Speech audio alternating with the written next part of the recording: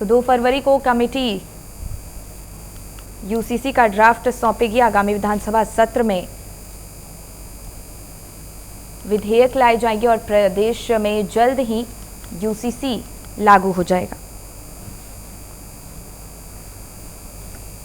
UCC हमारा इस विधानसभा का जो चुनाव 2022 में उत्तराखंड का था, उसमें हमारा संकल्प था, देवभूमि उत्तराखंड की देवतुल्य जनता के सामने हमने ये अपना संकल्प रखा।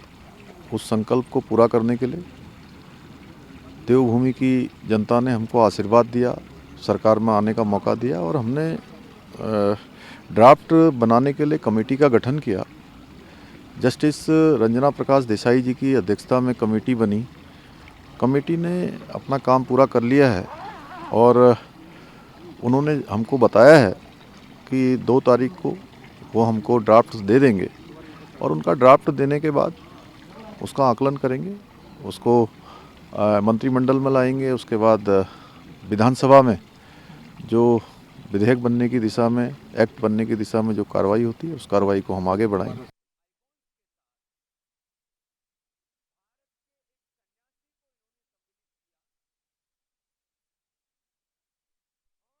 और इसी पर और ज्यादा जानकारी लिए पवन दीक्षित हमारे सहयोगी जुड़ गए। देखिए पवन, उत्तराखंड में अब यूनिफॉर्म सिविल कोड लागू होने का वक्त बेहद नजदीक आ गया है, क्या कुछ पूरी जानकारी है आपके पास? बिल्कुल दिखा के काफी लंबे समय से ये प्रतीक्षा की जा रही थी कि आखिर इस सरकार कब यूसीसी को लागू करेगी उत्तराखंड में, क्योंकि जैसे ही चुनाव के समय में मुख्यमंत्री पुष्कर सिंह धामी ने अपने घोषणा पत्र में, अपने बयानों में ये पूरी तरह से जनता को आश्वस्त किया था कि अगर हम सत्ता में वापसी हमारी होती है तो हमारी सरकार पहली कैबिनेट में वो यूनिफॉर्म सिविल कोड लागू करेगी। उत्तराखंड एक ऐसा राज्य बनेगा, जो पहला राज्य बनेगा देश का जो यूसीसी को लेकर के नजीर अन्य प्रदेशों के लिए होगी। वो हम यूसीसी समान नागरिक संहिता कानून लाएंगे।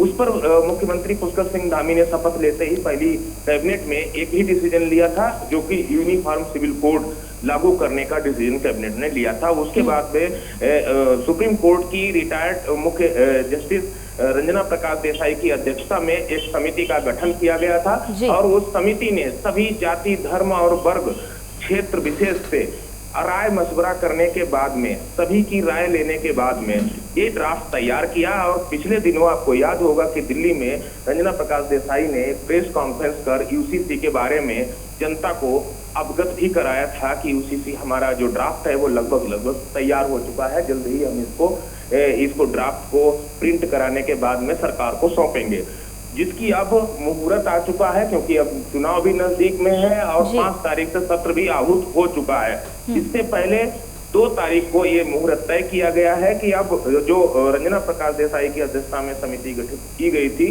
वो समिति सरकार को यूसीसी ड्राफ्ट सौंपेगी। उस पर ड्राफ्ट पर चर्चा की जाएगी, फिर मंत्रिपरिषद की बैठक में इसको लाया जाएगा। मुख्यमंत्री पुष्कर सिंह धामी की अध्यक्षता में ये जो जैसे ही विधानसभा सत्र शुरू होगा उससे ठीक पहले, यानी कि 2 तारीख को समिति सरकार को अपना ड्राफ्ट सौंपेगी। 3 या 4 तारीख को कैबिनेट की बैठक होगी। उस कैबिनेट की बैठक में ये यूसीसी ड्राफ्ट लाया जाएगा, उस पर चर्चा की जाएगी। उसको कैबिनेट से पास कराने के बाद में विधानसभा में विधानसभा के पटल पे रखा जाएगा और जिस पर चर्चा करने के बाद में कानून का रूप दिया जाएगा। तो अब ये घड़ी काफी नजदीक है और इसकी काफी समय से प्रतीक्षा भी थी। मुख्यमंत्री ने जैसा जनता से वायदा किया था वैसा उन्होंने कर दिखाया है। अब लोकसभा चुनाव में जाने से पहले उत्तराखंड पहला राज्य देश का बनने जा रहा है, जो कि अन्य राज्यों के लिए भी नजीर होगा, जिसमें समान नागरिक संहिता कानून लागू होगा।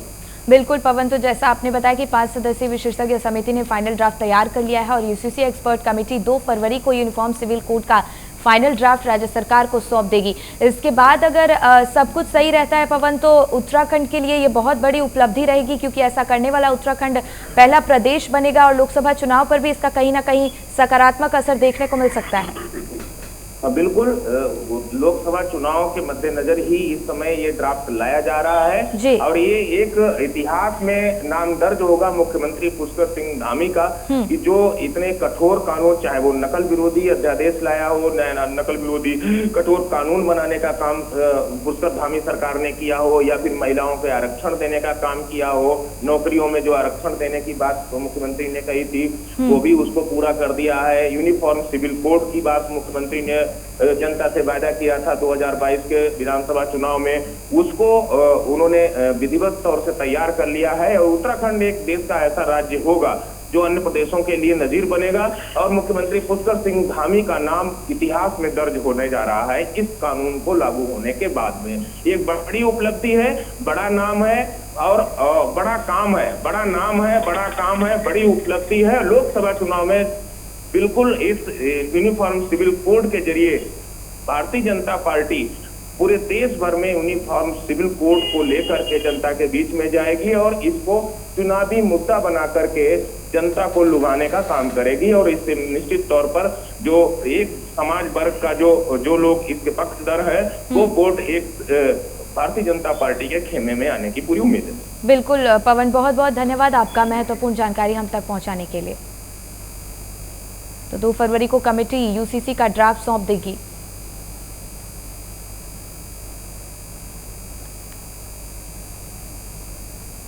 आगे बढ़ेंगे जहां उत्तराखंड में अब सफर बेहद आसान होने वाला है और आज से ही देहरादून जॉली ग्रांट एयरपोर्ट से नैनी सैनी हवाई अड्डा पिथौरागढ़ के लिए हवाई सेवा शुरू हो गई है, जिससे अब 15 घंटे का सफर महज 1 घंटे में पूरा हो सकेगा।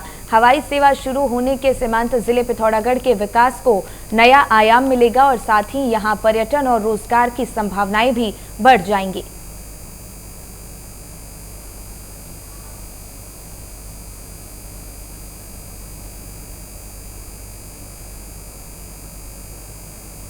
तो पिथौरागढ़ के लिए हवाई सेवा शुरू हो चुकी है। डोईवाला से जानकारी, उत्तराखंड में अब सफर करना और आसान हो जाएगा और पिथौरागढ़ के लिए हवाई सेवा आज से ही शुरू होने जा रही है और 15 घंटे का सफर महज 1 घंटे में पूरा हो सकेगा।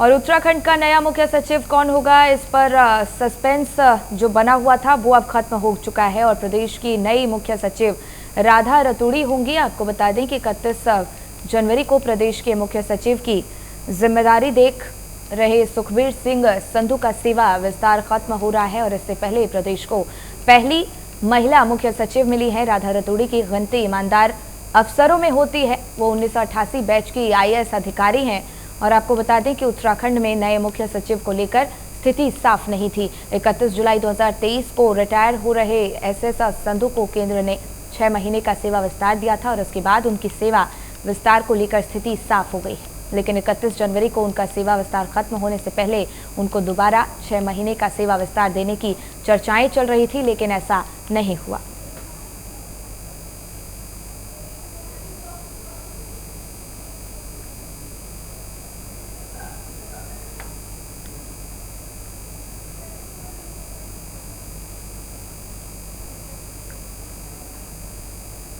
आगे बढ़ेंगे जहां सीएम पुष्कर सिंह धामी के पौड़ी दौरे से पहले सीएम के सचिव और आवास वित्त सचिव नारायण पांडे ने पौड़ी पहुंचकर कलेक्ट्रेट परिसर में अधिकारियों संग राज्य पोषित और केंद्र पोषित योजनाओं की समीक्षा बैठक ली है। सचिव ने जल जीवन मिशन के कार्यों के अचीवमेंट की वैज्ञानिक, सामाजिक और आर्थिक स्टडी करने के निर्देश अधिकारियों को दिए और इसके साथ ही जल जनित बीमारियों की संभावना तो नहीं, इसका भी सर्वे करने को कहा, जबकि बाल विकास और स्वास्थ्य विभाग को बच्चों और महिलाओं के मद्देनजर लिंगानुपात, प्रसव इत्यादि के जोखिम को समाप्त करने के भी उन्होंने निर्देश जारी किए।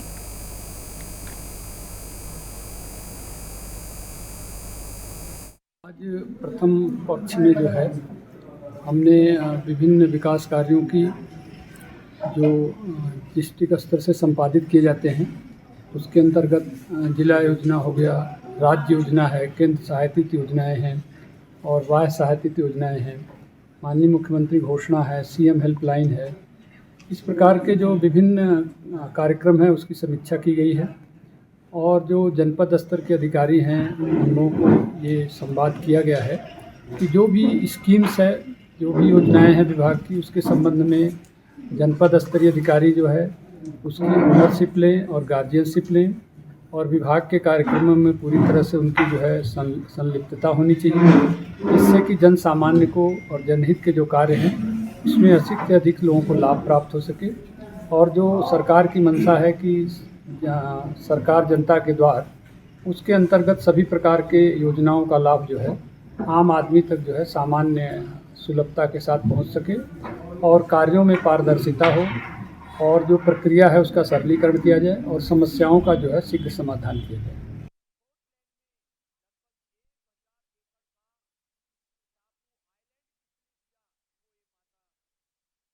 देहरादून पुलिस यातायात नियमों के प्रति आम जनता को जागरूक करने के लिए सड़क सुरक्षा माह का अभियान चला रही है, जो कि 15 जनवरी से लेकर 14 फरवरी तक चलाया जा रहा है। इसी अभियान के क्रम में आज देहरादून घंटाघर चौक पर एक दिवसीय बाल इंस्पेक्टर अभियान चलाया गया और इसी के तहत स्कूल में पढ़ने वाले 2 छात्रों को यातायात अधिकारी की जिम्मेदारी सौंपी गई। इस दौरान दोनों ही बच्चों ने यातायात नियमों का उल्लंघन करने वाले लोगों को रोककर उन्हें यातायात नियमों के प्रति जागरूक करवाया।